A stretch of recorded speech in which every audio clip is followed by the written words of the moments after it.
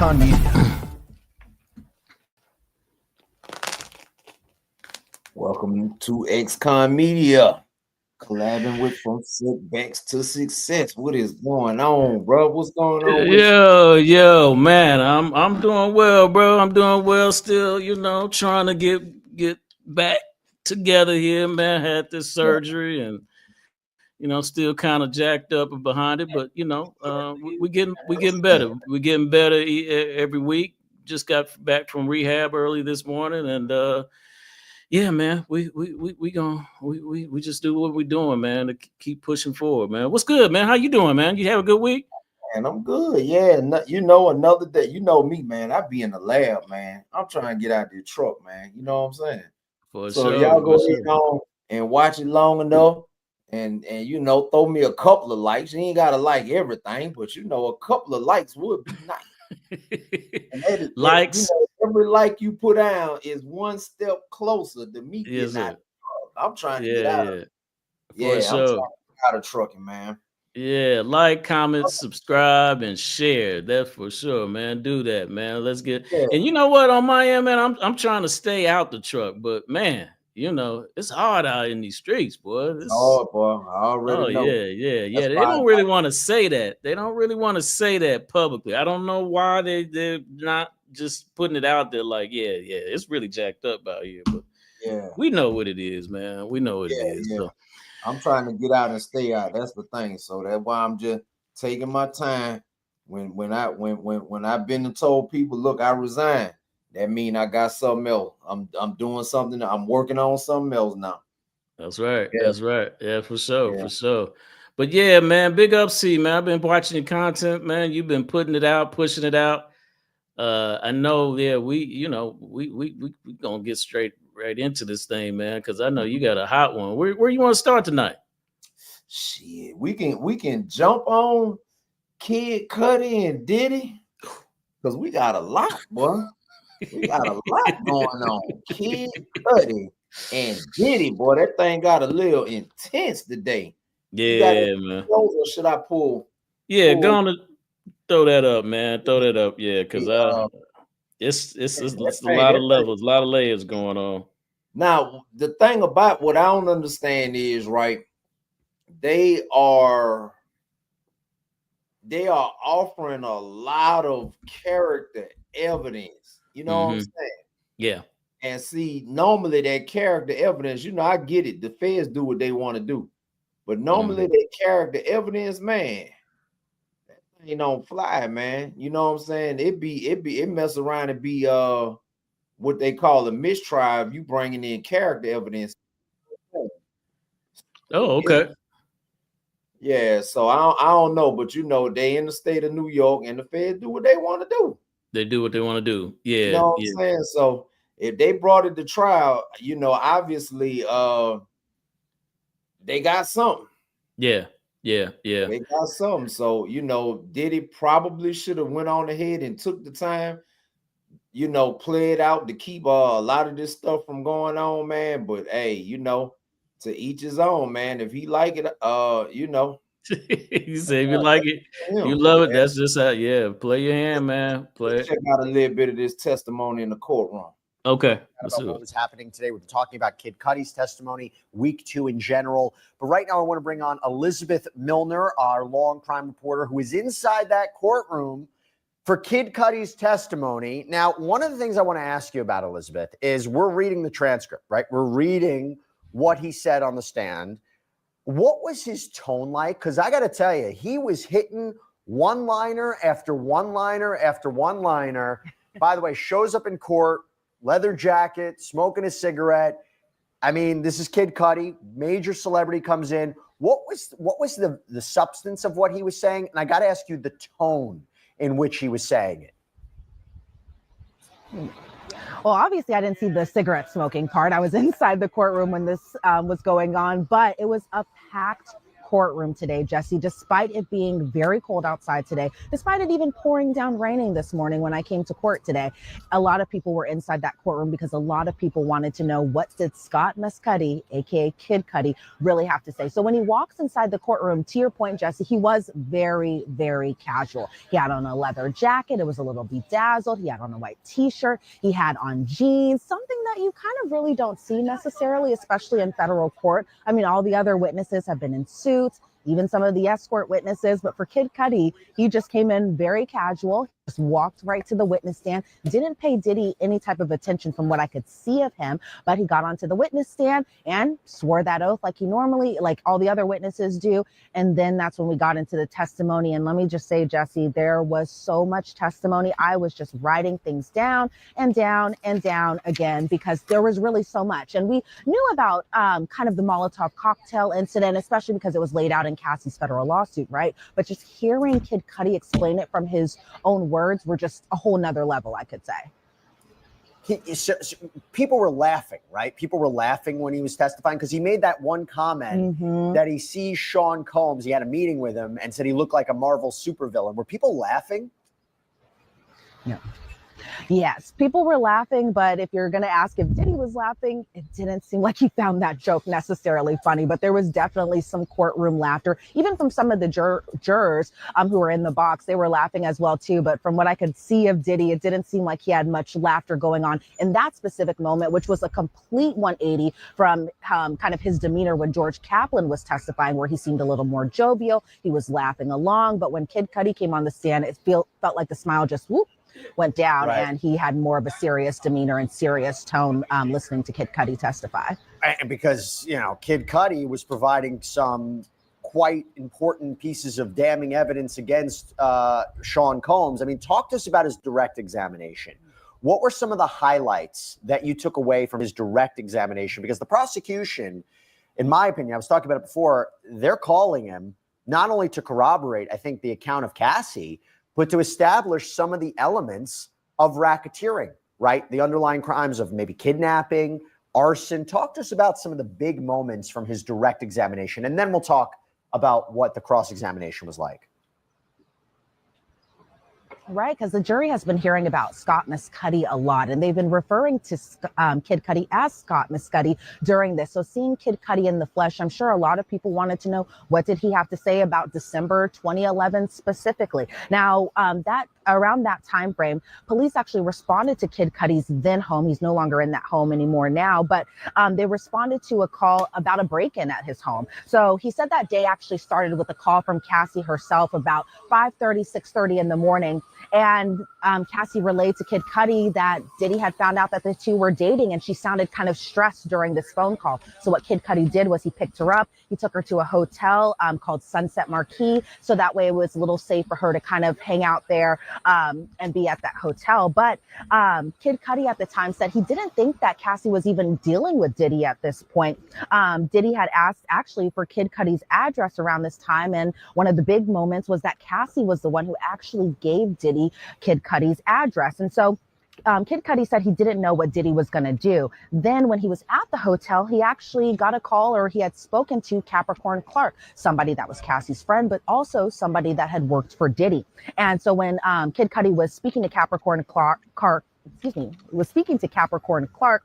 Capricorn sounded scared on this phone call, pretty much on the verge of tears, because it was Diddy, one of his affiliates, an unnamed person, and Capricorn Clark were at Kid Cudi's home. Kid Cudi was kind of describing that essentially Capricorn Clark was essentially taken by physical force to go with them to Kid Cudi's home while Kid Cudi wasn't even there. So Kid Cudi could verify that Sean Combs, aka Diddy, aka Puff Daddy, whatever we're calling him, was inside his home when he wasn't there. Kid Cudi said that he actually went home after speaking with Capricorn Clark and just kind of rushed over there. Then we see an exhibit photo of the entrance of Kid Cudi's old home. It's the home of the break-in, and you see the front gate door. And he described his neighborhood at the time being as far as being very quiet, family oriented, and they had to kind of mention that he was driving a Porsche around that time. So Kid Cudi actually called Diddy while he was driving home, and there was some profanity here, so bear with me, everyone. He said, "Mother effer, are you in my house?" And Diddy said, I just want to talk to you. I'm here waiting for you. And surprisingly, Kid Cudi explained that Diddy sounded relatively calm while he was on the phone speaking to him. So Kid Cudi thought his security cameras were working, and turns out he said someone kind of had moved them and angled them a little bit down, so that way, I guess whatever was going on wasn't captured on that video. And they had moved them the opposite angle, and said Kid Cudi verified he wasn't the one who moved those security cameras. But when he got home, Jesse, he said gifts were open on the kitchen counter. Stuff was pretty expensive. It was from Chanel. And that his dog, surprisingly, was locked in the bathroom. Now, his dog normally roams around free like a lot of our pets normally do. I mean, my cats right now are probably wandering around. I would never lock them inside the bathroom while I'm out of home or anything like that. So I can understand why that really stood out to him as far as his dog being inside the bathroom with the door closed. But he had that dog for about a 2-year period, and noticed that after this break-in had happened, that his dog became jittery and was always on edge at the time. So Kid Cudi got back into his car, he says, and called Diddy because he wanted to fight Diddy. He wanted to square up essentially and just find him and fight him because he believed that Diddy broke into his home. And so he said after this phone call, he thought about the reality of the situation and what more could possibly escalate from that situation. So what he ended up doing is he just called the police. And when he had returned home, because remember, he was driving around looking for Diddy, essentially wanting to fight him, he says. And when he returned home, the police were there at his home. He filed a report, and then he was speaking with Cassie about the situation. And Cassie seemed pretty depressed about the situation, according to Kid Cudi while he was on the stand. And then he had said, because this was around December of 2011, and we know that shortly after that, Kid Cudi had spent the holidays with Cassie over at her family's home in Connecticut, and then they broke up shortly after. But the thing is, a few weeks later, January 9th of 2016, again, a few weeks after his break-in, his car caught on fire, or not even caught on fire. A Molotov cocktail was lodged into the driver's side of his car, of his Porsche, mind you. And we saw a lot of exhibit photos from that Molotov cocktail. Okay, cool, man. Hey, boy, Cudi wanted to put them. Ooh, Cudi wanted to put them hands. Cudi wanted to put them hands on Diddy, boy. Ooh, wee. Oh, man. Yeah. Okay. All right, shit, boy. So we, maybe Kid Cudi ain't as soft as we thought he was. You know what I'm saying? Because he was ready to put some hands on him. Yeah. That's crazy, man. Boy, there's a lot of twists and turns, man, to this story, man. This pot. What's up, Nate? What's happening? What's good, cousin? What's happening? What's good, Chris? Got folks tapping in for sure. All right. That's what's up. So what's up, man? Where you at with the cake so far, man? Where what you thinking? It's a lot of character evidence, man. Like you testifying to what the dog feel like and the dog traumatized. I never did hear him say he saw Diddy in the house. Mm-hmm. He saw Diddy set the car on fire. They got Diddy fingerprints. You know what I'm saying? I'm not hearing all of this direct evidence. They're giving me circumstantial and hearsay because he's testifying to what the dog feel like. See, all of this stuff is prejudicial to the defense. And I'm surprised Brian still hadn't moved for a mistrial because they bringing, again, to me, they still haven't proved trafficking. They only prove that he's a shitty ass boyfriend. Mm-hmm. I'm just saying, that's just me. Mm-hmm. Yeah. Well, man, it's like I said, it's just a lot of dimensions to this, and I would say it does appear that the biggest play, if you're trying to just dispose of this guy completely, would be the RICO charges, setting up a case. But to my knowledge, he hasn't been charged with that yet. So, I mean, I'm not sure what the game plan is here. I mean, I would think you want to get him on the charges that he's faced with right now. So, yeah, just listen to that. I really I'm not understanding why that was even brought into it. It didn't seem to, I don't know, again, I'm not a prosecuting attorney, and I just don't know why that was brought into this conversation, and given what he's been charged. Like you said, it's the trafficking, you know, those are the big charges right now. I think there's there's some other charges I was reading on them here a little earlier, but yeah, man, it's not sure, bro. I'm not sure why he was brought in. Yeah, it was kind of strange to be honest with you, but it was entertaining.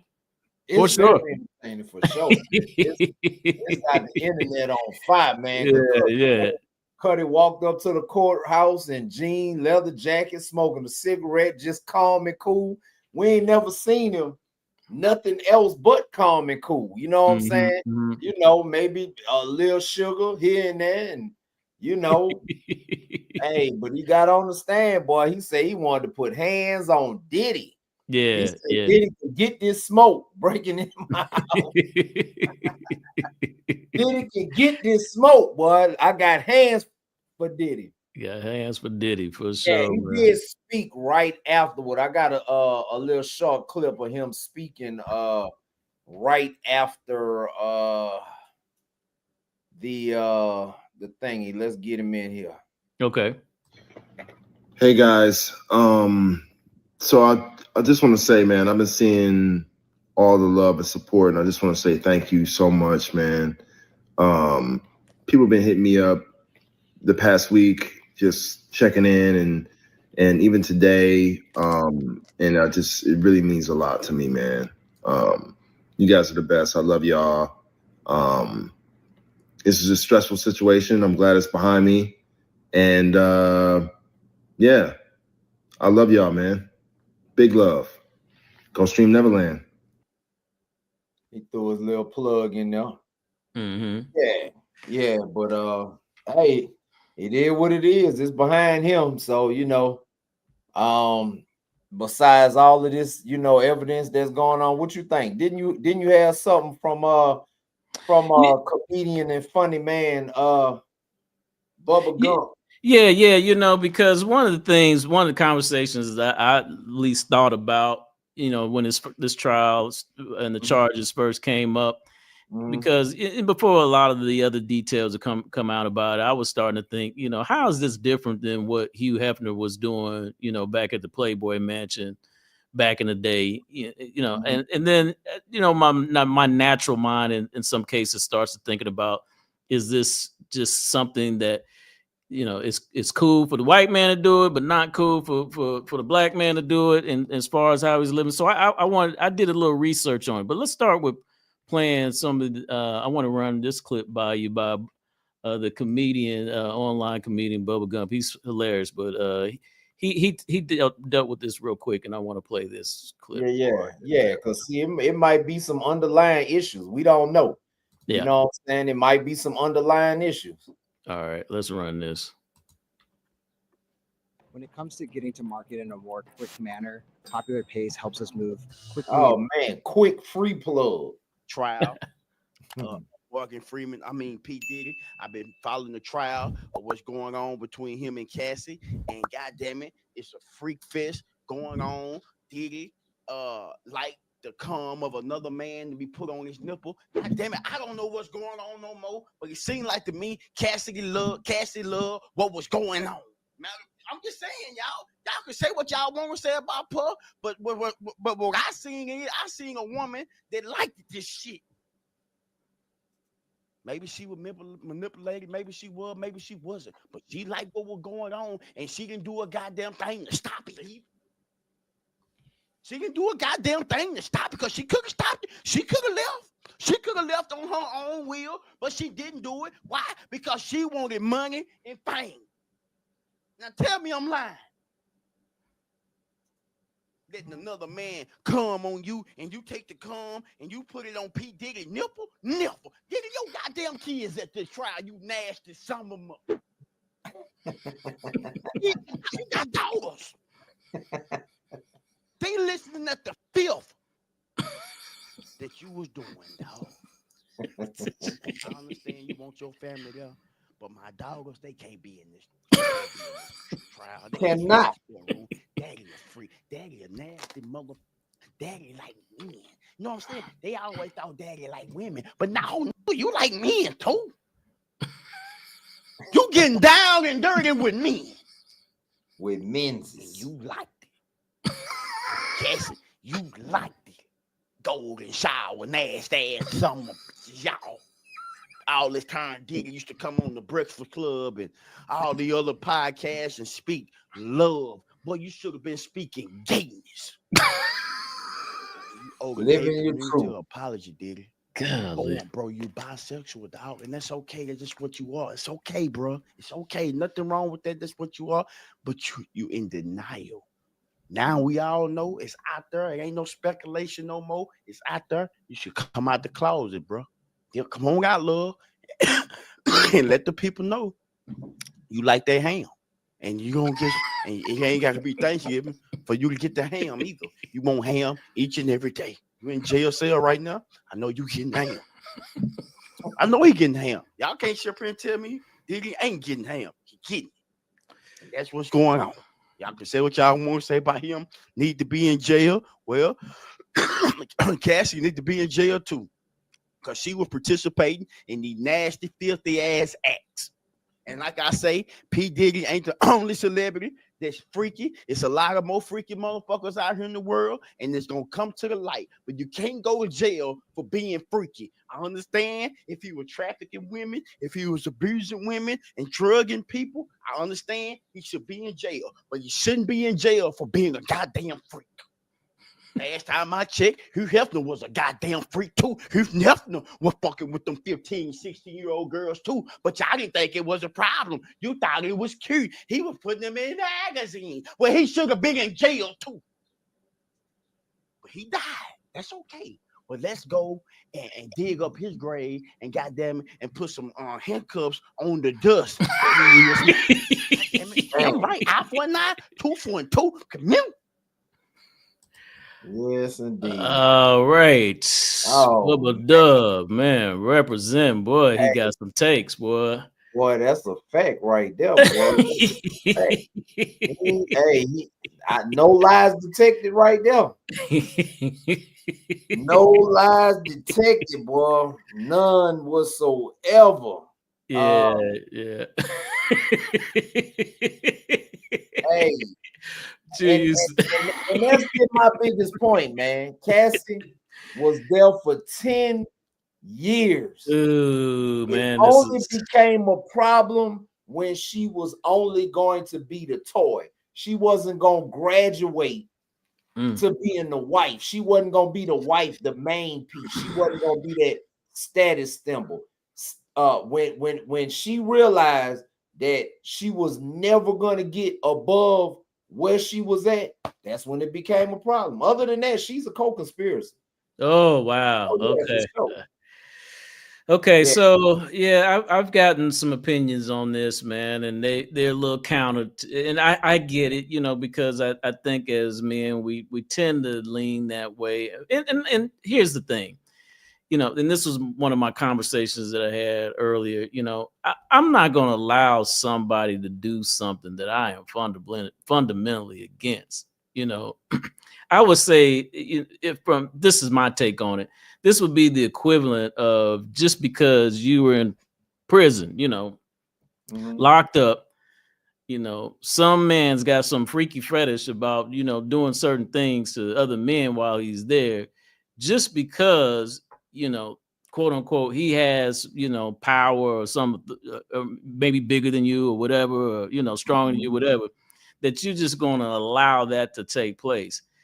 And I think for most of us, who stand on our own business, there ain't no way in effing hell that you're going to sit there and allow that without you doing, because at some point, the dude got to sleep, right? You got to sleep, he going to get that business, regardless what the consequences that come with it, right? So I think on some level, for us, there's just like, as Bubba Dub was saying, you were complicit to some degree in what went on. However, there was a different take from a essentially women's certain woman's perspective, that it's different being a woman and being in an abusive relationship, in that there's tactics that are used to mind control an individual, to make them to intimidate, threat, and that's the other piece to the Diddy thing, and and that's what the RICO charges as well. Because I mean, there's a lot of deaths attached to Diddy, or allegedly attached to Diddy. And so I want to hear more about those things, because if this dude's really orchestrating hits out here on folks, I mean, as a young woman, we got to realize this. She's a relatively young woman. The thought that might be the case, that that if she made the wrong move, she told someone, she did, she reported to the police that she could end up in that box underground, then maybe that has some merit here, some relevance here. But anyway, I'm gonna let you speak on that. Man, you heard what Keith Sweat said, man. You may be young, but you're ready. Hey, she was grown. She was She grown. was a willing participant. She liked it to a certain degree. I don't know of anybody that could bust a nut and not like it. They don't like, they didn't like, they just busted a nut and they absolutely hated what they did. It's no way. She was a participant. Okay. She allowed a lot of that stuff. You know what I'm saying? So hey, as far as I'm concerned, you know what I'm saying, I need them folks to come in that courtroom with some concrete evidence that this man was sex trafficking people across state lines, selling drugs, trafficking firearms, was running a crime organization. I need more, man. More. Yeah, without question. Right now, if I'm sitting on the jury right now, I'm like, they proving this dude is a dirtbag. Yeah. Now, if that's what he charged with, guilty. You know what I'm saying? Bottom line. Right. They didn't prove it. They ain't even got to say no more. But hey, I need some more evidence, man. Some more evidence come out. Gotcha. It gotcha. is the feds. The okay. Feds yeah. They gonna they probably didn't. They got something. We'll see. Let's run this clip in case you hadn't seen it. This is Gene Deal, his bodyguard. He was on, and you may have already seen this one, but he gives some. Bodyguard? Yeah, the former bodyguard. Yeah, okay. Yeah. Let's run this one on him and see what he got to say about everything. Word. Dang. Yeah. Shitty Diddy. Diddy down with everything. Come on, man. So I heard somebody say, I don't even know who it was, man. This dude thought of stuff that everyday gay people ain't thought of. Like this dude doing everything, man. What is going on? You might be right. I agree with you on that as I think about it. But how you feel about people comparing Diddy to Hugh Hefner? You think that's a fair comparison? Not at all. Hugh Hefner never left his house with it. Sex trafficking from state to state. If Diddy probably would have had his freaks off right there in his house and wasn't paying people to come from different states and everything like that, it might be he may have got away with it. Hugh Hefner was there at his home, and most of the girls lived at his home. And if they did something with somebody, they were supposed to be consensual adults who lived in the Playboy Mansion. They were none of Diddy is getting word. They saying Diddy had girls that was underage in the whole 9 yards. We don't know that because discovery hasn't been made. The prosecution haven't given a discovery to the defense team yet. So we don't know exactly what they got or exactly what they're going to put out there to them. But Hugh Hefner, I think that he wasn't taking girls and bringing other prostitutes in and taking them across state lines and doing something. I could be wrong, but I'm looking at it. I don't think it's the same thing. I don't believe Diddy case is similar to R. Kelly's in no form or fashion. Not one girl came out or nobody said that R. Kelly paid prostitutes to have sex with them. Kelly was doing all the sexing himself. Not one person came out and said R. Kelly drugged them and made them have sex with him and stuff like that. I don't think so. I don't think none of that came out in Kelly. R. Kelly's case. Bill Cosby, allegedly, he did all the work by himself. He didn't have no group of people that he was videotaping doing sex acts. They different.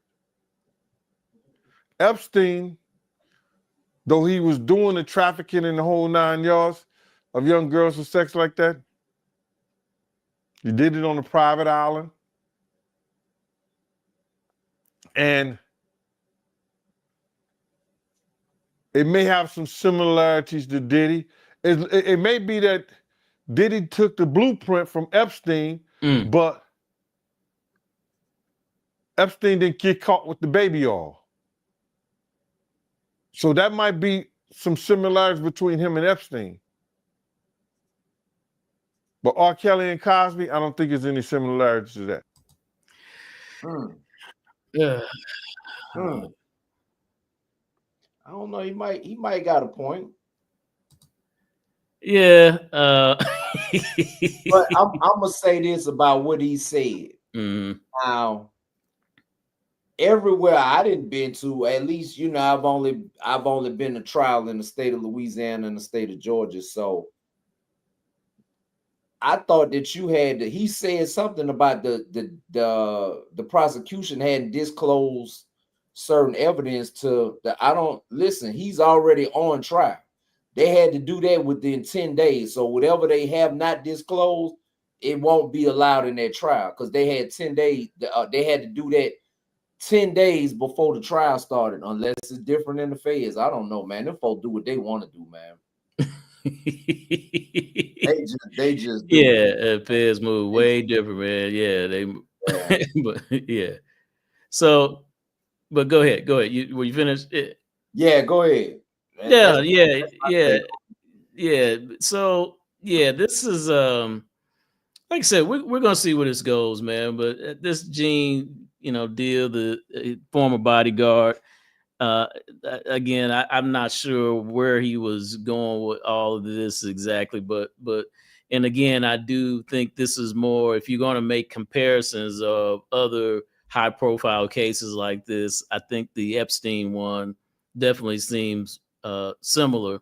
We never did get a chance to find out the results of the Epstein for obvious reasons as far as how that was going to turn out. Now, again, I don't know if there was going to be,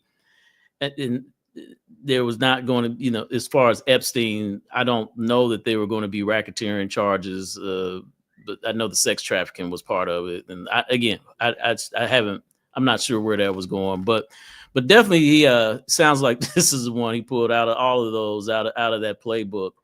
And we'll just see where it goes, man. We'll see where it goes. Yeah, for sure. Yeah. What we gonna touch on next? Oh man, so let's go right to you, man. You've been dropping these updates on this new this inmate escape down in New Orleans. That's that's a burner, man. Yeah. Ooh, that is, I want to say, I don't know if that type of an escape to that magnitude has happened in the United States ever, and if it has, it's probably been a long time. It's probably been in the 60s or 70s or something like that. But 10, we talking about 10. Some reports said 11, but most reports say 10, man. And they had a little help from the inside, and 2 women got charged because they helped them on the outside.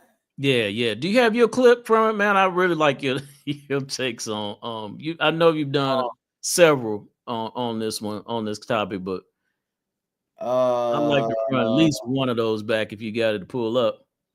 Let's see, because I know I said a couple of things. I know that guy, he dang, my video's too long. Yeah. I know you were talking about the Sterling Williams guy, the one Yeah, that he aided and abetted the whole situation. And my boy Sterling. Or you like them so much, now you can be around them every day. Mm. You can be around them every day. You can be around your homeboy. You ain't even got to go home this time. You can just stay. You was going, coming in, doing your little maintenance work and all that stuff, and then going home for the day. Now you can be in there with your homies with that nice $1.1 million bond. Ain't got no record. Yeah. 1.1. If people, I don't know why people play with the state of Louisiana. They will throw you away. I can think of 4 or 5 cousins right offhand. 20 years or better. 20 years or better. I could think of a few cousins that first cousins at that. And see, our family is so big. A few of them cousins was in there and didn't even know they was cousins. See, I'm the cousin that I be trying to know who everybody is and where everybody at, because I don't need my kids mixing with your kids. You know what I'm saying? That's right. Yeah. So I be trying to know where everybody at. So, but a lot of my cousins, man, been in that Angola and hunts and all that down in Louisiana, and they did 20 years or better, bro. Yeah. That I really like your take on that, because this is what happens when you are not thinking for yourself, and you're allowing yourself. We had something in prison called, little saying for guys, around there, and it was the crash test dummy, man. And yeah, this crash test dummies, and I got a clip on this, man. I want to pull up, man. This is from old school, man. You might remember this from way back in the day, man. But yeah, this one. Let me see here. Oh man, where is it at? Yeah, but oh man, let me see.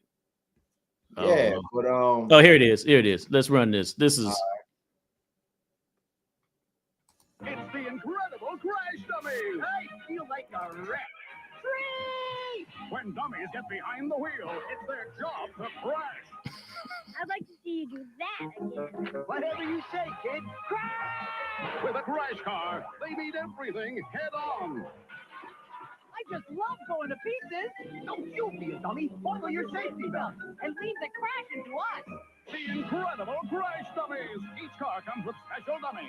Boy, that was a yeah. throwback. That was a throwback. Yeah. That took me way back, because that's what your boy did. That was a straight up crash move, crash dummy move. Crash dummy move, man. That's all I could think about. Like, how would and them folks is serious, man. If you aid and abet, last report, 5 of them have been recaptured, and it was 5 of the youngest ones. It was the youngest 5. Yeah. It's all the older ones that's still on the run, including somebody that had 4 trials. It took 4 trials for them to convict him. Then I found out another story on him, right? New Orleans police put a hit out on his grandmother back in the day. It's an officers in prison right now serving time for killing the convicted murderer, killing his grandmama back in the day. Yeah. Oh, that's one of that's one of the people that escaped. Yeah. Oh, really? Yeah. Which one? You got a name on this one? Because that's I had it. Yeah. Yeah, he the one that let me see. I might even have a clip on it. Yeah, it's cool. I guess what I was thinking, like, well, what is the purpose of this? Is this the joyride for these dudes? I mean, what some of them is acting like it's a straight up joyride. Like, y'all, they getting out, you know what I'm saying? They walk in the streets of New Orleans. They done seen a couple of them on surveillance camera walking in the French Quarter. You know what I'm saying? One of them went live on Instagram. It is I don't know, man, because y'all could have stayed in there, you know what I'm saying, for a couple. You came out for a couple of hours to walk around the street. Oh, here a clip right here. This is a good one. Yeah. Yeah, like what y'all did it for? What you escaped for? I don't understand it. You know, these guys is a special kind of stupid. You know what I'm saying? You know, they special kind of stupid. Yeah, You messed up your life. yeah. And I want to say this before I go on. Yeah, Just because you got life sentence don't mean you never gonna get out. You know what I'm saying? that's right. You know, I Sweet. got out of the cousins that I told you about, I know at least one of them in the state of Louisiana had life plus 99. Mm-hmm. He ended up doing like 31, 32 years, but he been out about 5 years now. This Gotcha. dude went to prison when I was like 14. Mm-hmm. You know what I'm saying? So, you know, long as it's not life without, or long as you don't have the death penalty, you could have 500 years. It's still a chance you're gonna get out. Mm-hmm. You know what I'm saying? You just got to go in there and do what you got to do. But you know, to each his own, man. I can't tell you, hey, you like it, I love it. What do you think that it's going to look like with an escape on these guys? It's more time, and more it's time. ran concurrent. Yeah, gotcha. Yeah, it'll be ran concurrent. So you know, if they do get parole on the license, you're gonna have to serve 5 or 10 years after that if they decide to parole. You know what I'm saying? Gotcha. But escape always look bad on your record. You know what I'm saying? Yeah, for sure. Yeah, Yeah. So you know, hey, I can't tell these dudes what to do with their life, man. But yeah, this is the guy right here. I know you be trying, boy. You be trying to put that message out. Yeah, you be trying, man. Yeah, You for sure. and you think that girl gonna ride with you the whole time, the whole 20 years you in there. You don't expect her to mess with nobody. She gonna ride with you, boy. You got life fucked up. Yeah, she not gonna ride. Some of them leaving when you in the county jail before you even get down the road. Man, you ain't even made it out of county, G. Yeah, you ain't even made it out the county. You ain't even been shipped to diagnosis, and she over there getting long stroke. Yeah. Oh man, you crazy. 27-year-old Derek Groves is one of the 5 escaped inmates, and he's still at large tonight. It is forcing witnesses into hiding. Ironically, he has a deep connection to one of the most notorious killings in New Orleans history. His grandmother was executed on order of corrupt cop Len Davis. But today, investigative reporter Mike Pearlstein spoke exclusively to a neighbor who knew Derek since he was a little kid. Oh, I remember him from a baby. Gail Slack helped raise Derek Groves on Alamo Street in the lower Ninth Ward. He was friends with my son. He taught my son how to ride a bike. Slack said she was shocked when several years ago, Groves was accused in 4 killings, leading to convictions on 2 counts of murder and 2 counts of manslaughter. Now she's growing more concerned by the day as Groves remains the subject of a massive manhunt following last week's jailbreak of 10 inmates from the Orleans Justice Center. Groves is one of 5 escapees still on the run. I just hope that if they catch him, they don't hurt him. She said Derek came across to her as a normal kid, despite his grandmother being killed by a hitman on the orders of New Orleans police officer Len Davis. Derek Groves was not yet born when his grandmother Kim was gunned down right here in front of the family home. But he remembers the site well, including times when it was used as a memorial in honor of his grandmother. A small child like that hearing how his grandmother was killed by the police. Okay. Yeah, it had a big factor. But he's still my Derek. He's still my baby. I like raised him. He's a lot of people just see the bad side of it. If you could just give a message to him right now, what would you tell him? Be safe and turn yourself in. Mike Pearlstein, WWL, Louisiana. The family of one of Groves' victims went into hiding after they learned of his escape, and DA Jason Williams said 2 of his prosecutors who helped convict Groves have fled the state. Crime Stoppers. Yeah, boy, he got them folks on the run, boy. Okay. Yeah, that's okay. That's a good thought, man. Yeah, because I'm like, where they seem like they were on a mission to go to do something. I'm trying to think what the hell they trying to do. Maybe they're trying to get those prosecuting attorneys. Maybe that was the mission. You would think it's something. You know what I'm saying? You would think it's something, but what y'all getting out for? So I don't know. I gotta be honest with you. I don't think they're gonna take him alive though. He the one that I don't think they going back. I don't think he going back. I could be wrong. You know what I'm saying? It's 5 still on the run. I don't think that they in Louisiana still. I it's no way. You know what I'm saying? Okay. But that's just me because they are walking as we can see them. They walking up and down the street. You know what I'm saying? And this was days later, so I don't know how they getting around the the police like that, man. I don't understand it, man. But yeah, to each his own. I'm glad I ain't in that situation. But I will admit, when I was doing my 16 years, I probably was in my first 4 years. But I was struggling with escape. But I used to sit on the yard and look at that fence because I thought I believed that I could have got over that fence. Yeah, at the yeah. right time, you know what I'm saying? So Yeah.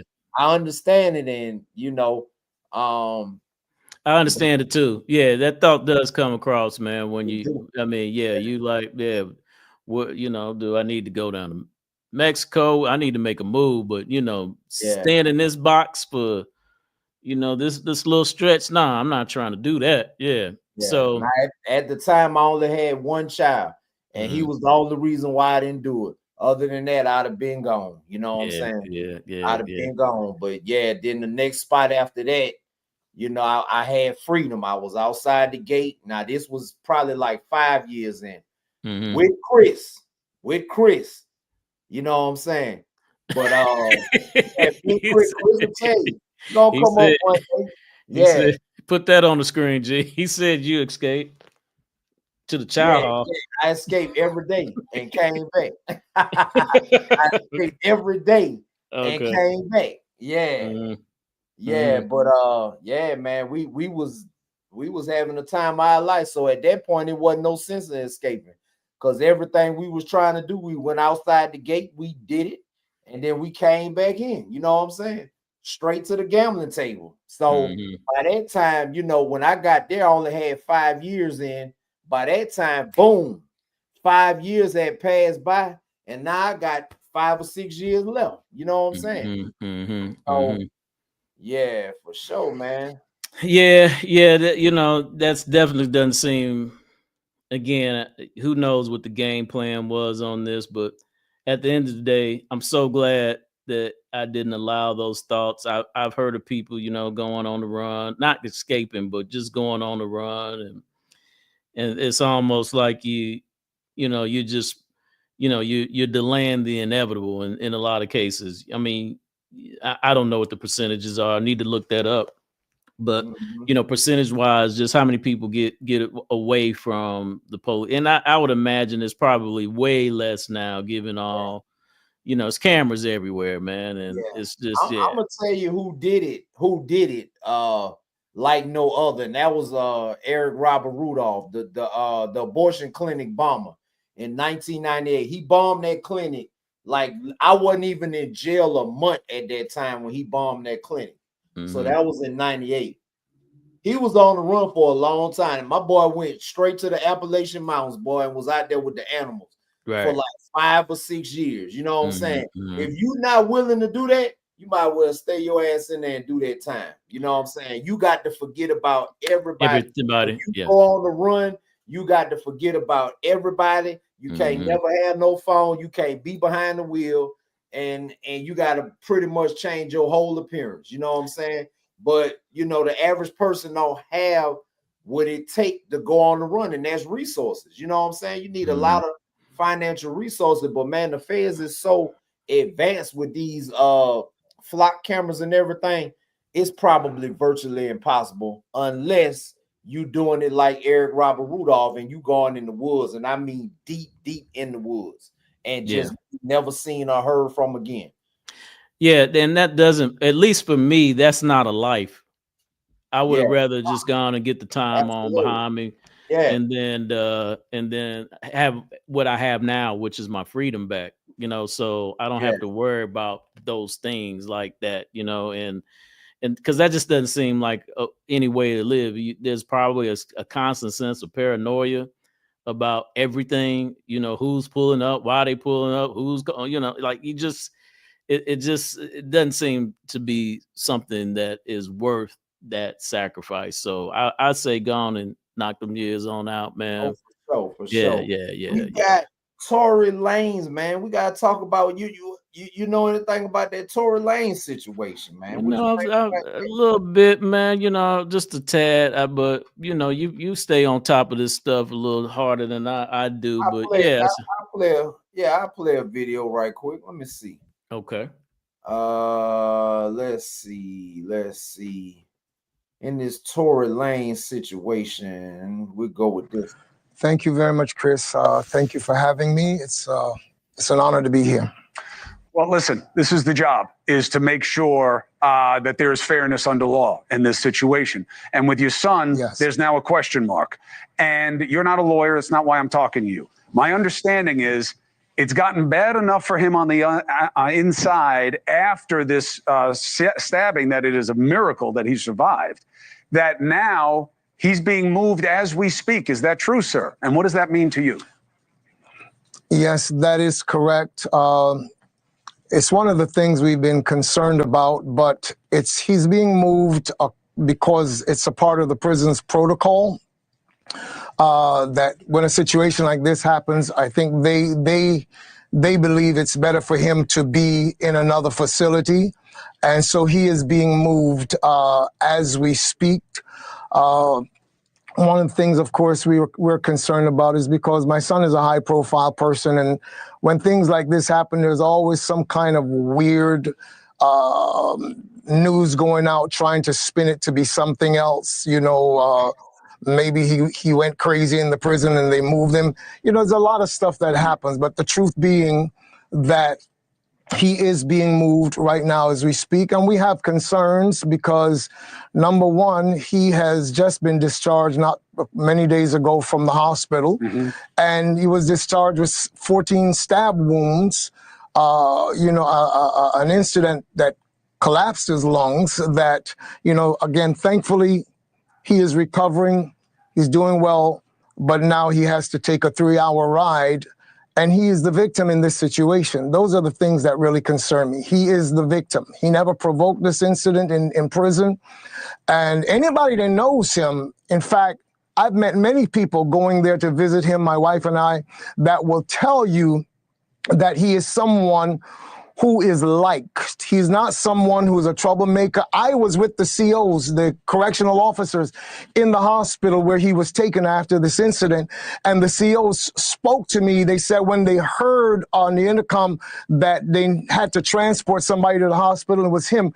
The guy looked at me and said, why him, of all people? Because he doesn't do anything like that, to warrant these kinds of things. Well, listen, Mr. Peterson, we're going to stay on it. Not out of any deference to your son. I'm new to this story, but there's something about it that doesn't smell right. And we're going to stay on it until we figure out what this is really about and that justice is served here. And I hope he is safe, no matter which way it comes out. And we're a call away if we can help you with any concerns you have, okay? Absolutely. I appreciate that. All right. God bless. Stay well, and we'll be in touch. Yeah, man. So, all right. Now, I've only seen this report one time. I hadn't really looked in it extensively. However, they said the dude and Tory went to visitation together. And Tory was flirting with the man's wife. And he it's an unconfirmed report, but when she told him, when they got back to the thing a couple of days later, it was on. You know what I'm saying? Now that dude got a life sentence. The one who did it got a life sentence.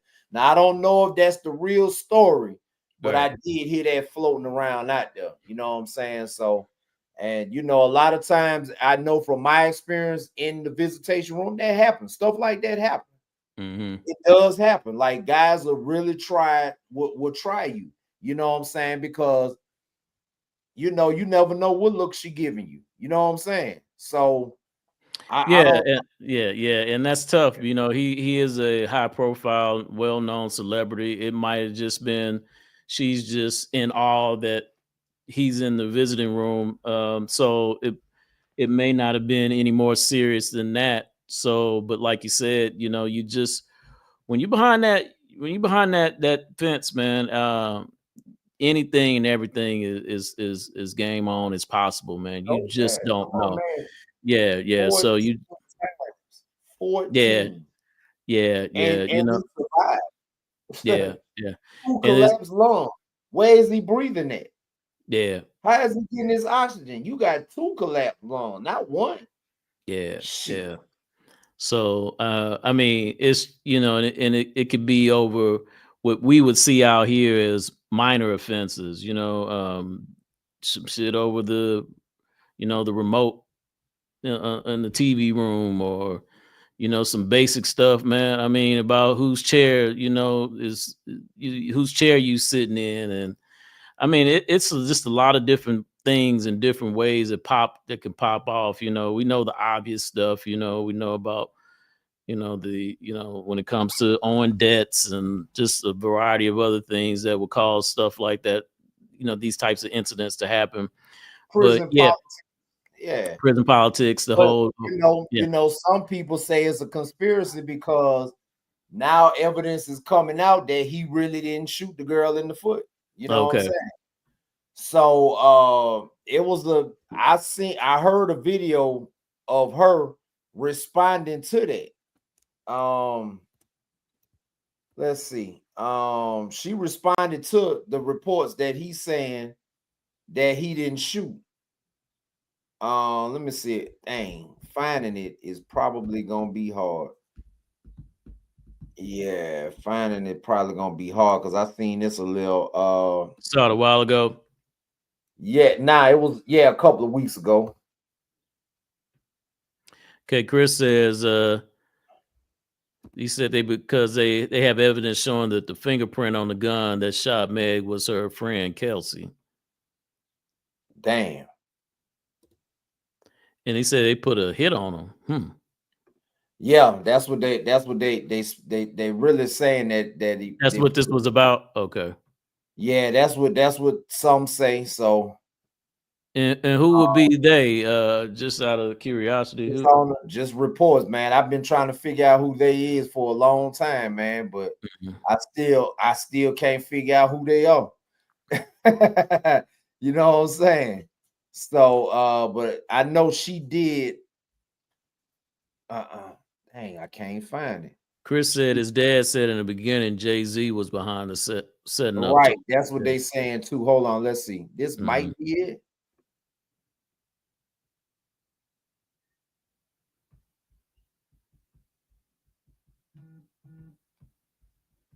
Well, I fucked this nigga like once, maybe twice on a drunk night, but you kept catching me out of my fucking mind.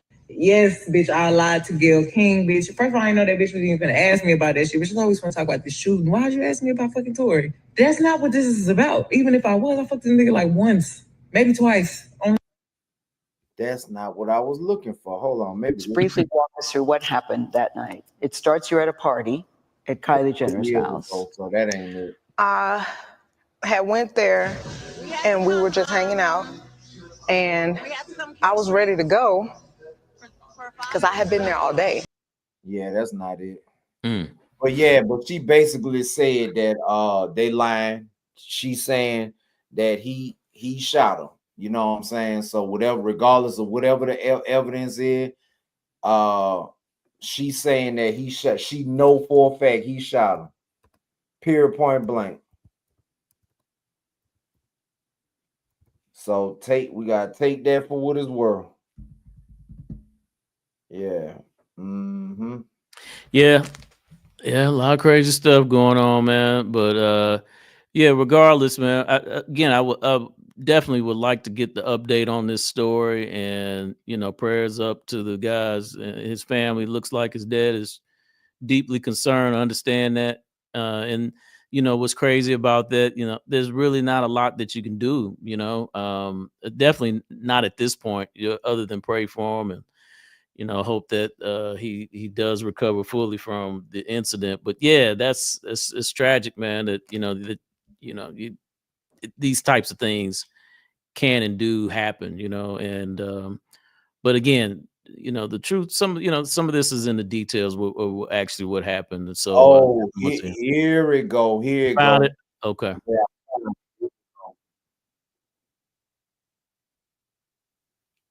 I guess it's not even new, but it has a new light, this Free Tory movement. She posted the TikTok yesterday following everything, right? All of these people doing these change.org petitions and saying Tory should be free and he didn't shoot her. And she said, at what point are y'all going to stop making me have to relive being shot by Tory? At what point are Tory and y'all fans going to stop lying? Like, how much is the check to keep harassing me? Why is this happening every day? 1 minute him and y'all said I was never shot. Now y'all letting him play in y'all face again and say I was shot, but it wasn't him. Oh, okay, I'm sick of this. Leave me alone. He ain't dare get on that stand and deny he shot me. That was his choice because he knows he did that. I don't give a F about a blog or a bot. Why in the F would me, Meg Thee Stallion, have to lie on this about someone shooting me? How y'all mad at the person that got shot? Facts are facts. He did it. It was proven in court. Let the hate forget the hate campaign on the internet. Tory, you shot me. Ain't no new evidence. Y'all been saying the same thing for years. Tory, please leave me alone, in all caps. She called him a demon and she said, I'm off this internet stuff. Bye. She posted that to her TikTok yesterday. Yeah. So that's what that was on that. Yeah. I heard her actually say it. So it was some audio from her. So, but yeah, I had to get off of that because they had that music playing. So, but yeah, it's a sad situation, man. Yeah. This was probably something that the jury needed to hear because that would have presented reasonable doubt. But Megan is correct. He could have got on the stand and told his side of the story. See, this what a lot of people got to realize, man. If you trying to get out some shit, there is no bigger evidence than you getting on there and telling them folks you did not do it. Bottom line, I done had 2 jury trials. That first jury trial when I was a teenager, I got on the stand. I told them that I didn't do it. Not guilty. Walked out the courtroom. You know what I'm saying? That second jury trial, I let that punk ass lawyer talk me out of getting on the stand because I was gonna run it back. You know what I'm saying? And I got found guilty. The best thing that you could do is get on the stand. If you innocent, get your motherfucking ass on the stand and say that. Can't nobody trick you into saying nothing that ain't there. You know what I'm saying? So he should have got on the stand and denied. He didn't have to tell on the other girl. He could have just denied it. Did you shoot her? Nope. And left it at that. And left it at that. Told not to do that. Yeah. And now look, you know what I'm saying? So yeah, that's interesting because I know in Fed cases those charges work a little different. They tend to stack, and the stack is an attempt to get you to plea. And so, you know, with the stack, they're gonna give you, they're gonna send you one charge for, 25, 30, 15, whatever it is. And then they're gonna send you a lesser charge, 5, 10, 15. And so, and so their goal is to, if you go to trial, we're gonna put both of these or all 3 of these, all 4 of these on you. You're going to look at doing 25, 35, 45, 55, 100 years in the feds. Or, you take this plea and your time is cut substantially lower than that. Now, I guess it just depends because I would imagine for some people, 25 is not anything different than getting 100. It's like you put me, I'd rather fight, So, but on the other end, if it's a difference between, doing 15 or taking 5, sometimes I don't know, you might want to look at, accepting that deal. But again, I know there are some people, if I didn't do it, I didn't do it. And I'm just going to stand on that. You gotta So, stand on that. And like yeah. Chris was saying, most lawyers advise their clients not to get on the stand. And that's true. Because Mhm. half of them working with the prosecution anyway. So Right. of course they're gonna tell you don't get on the stand because they working with the prosecution. That is your best defense because your testimony in your behalf on your trial is evidence in your case. That helps put reasonable doubt in the jury. So you got a lot of folks that get on the stand and they be scared. You know what I'm saying? They be terrified. I ain't gonna tell you no lie. I wasn't number 18 years old. I was terrified, but I stood on what I stood on, and I walked out the courtroom the same day. Yeah. You see what I'm saying? So there's no heavier evidence than getting on the stand and presenting reasonable doubt to the jury than yourself. It's too late in the game to be damn scared now. You know what I'm saying? But because they're not supposed to take your silence into account, you got the right to remain silent. You know, just because you're exercising your Fifth Amendment plea to not say anything, they're not supposed to take that into account. But get what? This reality, they take it into account. You know what I'm saying? And if you don't get your ass, if you fighting for your life, you better get your ass on that stand and say what it is. Now, I ain't telling nobody to do nothing I haven't did. Again, 2 jury trials, 2 of them. One, not guilty because I got on the stand. I had a public defender in my second trial, but I thought he was trying to sell me out. And that public defender used to tell me your biggest defense is getting out. If you get on the stand, you got to get on the stand. I fired that dude behind something else. And the next lawyer that came around told me not to get on the stand. And I listened to him and ended up with 4 years off of the maximum sentence. Yeah, now that, okay. Yeah, I didn't know, that how that played out. Yeah, that, like Chris said, that's it trash. can mess you up on the appeal. Yeah. But who's thinking about an appeal? You trying to win the case and go home. Fuck And that go home. appeal. You know what I'm saying? You Right, don't fuck for that sure. damn appeal. You trying to win the case and get the hell up out of there. You ain't thinking about no appeal. You know what I'm saying? But 2, it can help you on appeal as well. Yeah. Because you know, when you dealing with a jury trial, there's a lot of mess ups that can happen. There's a lot of things that can overturn your case on appeal. You know what I'm saying? So, hey, I would advise anybody, if you fighting for your life, you better get your ass up. You better get it together and get your ass on the stand, or go ahead on and take that plea. Yeah. That's the only play. Because if your ass go to trial and you miss, you gonna be gone for 10 or 15, 20 years, maybe even a life sentence. I'm just saying. Yeah. Hey, man, that's game right there, brother. That's game. But I didn't know we were going in that direction, but for sure. But that's real game. Yeah. So yeah, man, what's up? I guess we had an hour here, man. You got something else you want to cover? Or what we doing tonight? That's it for me, man. Shit. Yeah.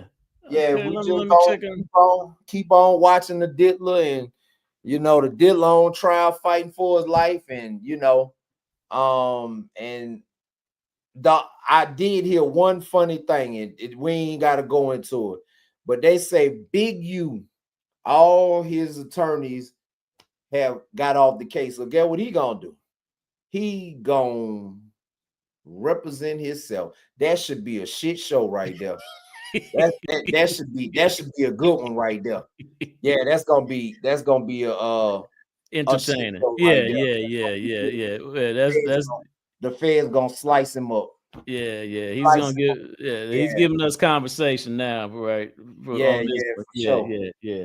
Yeah, OKC up 31-25 on them Timberwolves once again, man. It started the second quarter, so. Well, OKC, I see y'all, man. I see. Yeah. Just got shout out to the home city. Yeah. I respect that. Hey, I got cousins in OKC, so I rock with them. I used to stay in Tulsa back in I think we stayed in the early 90s in Tulsa. Okay, yeah, Black Wall Street, Greenwood District. Yeah, know the town very well.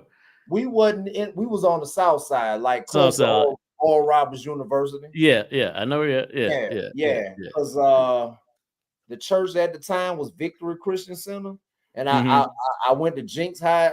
Middle Oh school. yeah. Oh And man, that's you who- know, yeah. yeah. So yeah, I went You to got Jinx roots, for a real. while. Yeah. You got Yeah, real roots here. Yeah. a little bit of the 8th grade and a little bit of the 9th grade. And I think Uh-huh. the 10th grade, my mama tried to put me in Victory Christian Center. That wasn't working for me. Right. You know what I'm saying? So I ended up back in New Orleans after that. Okay. Yeah. Yeah. And I can't everybody can speak on Oklahoma like that. So for sure, man. Yeah, that's what's Yeah, up. I know a little bit about OKC. Yeah, Mhm. my rich uncle Morris used to stay out there, man. So I always knew we had cousins, but he passed away some years ago. And yeah, I stopped and seen some cousins. Yeah. Appreciate that. Boy, Chris be giving you the business, boy. He don't let Chris, come up here and say, come up here and get on, come on in live and say it to my face.